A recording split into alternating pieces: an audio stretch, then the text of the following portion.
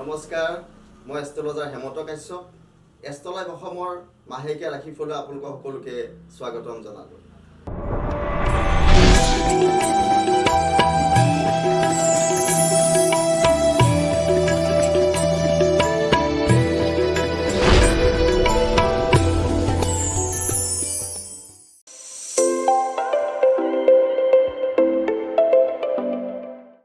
এইবাৰ আহিলোঁ মই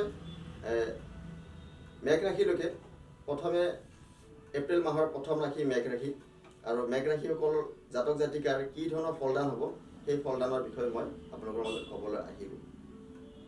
মেঘ ৰাশিৰ জাতক জাতিকাৰ যিহেতু শনিৰ এটা চাৰাচাতিৰ প্ৰকোপ চলি আছে, তো সেইসকল জাতক জাতিকাৰ মাজত অলপ মনোকষ্ট থাকে, দুখ অশান্তি কষ্ট পীড়া এইবিলাক মেঘ ৰাশিৰ জাতক জাতিকাসকলৰ মাজত চলি আছে। তাৰ মাজতো মই দেখা পাইছোঁ এইবাৰ ৰোগ ব্যাধিৰো যোগ আছে। তো আপোনালোকে অলপ সাৱধান থাকিব, কাৰণ আপোনালোকৰ ৰোগ ব্যাধিৰ যুগটো মই দেখা পাই আছোঁ, আৰু শত্ৰুৰ পৰা পীড়া আহিব পাৰে।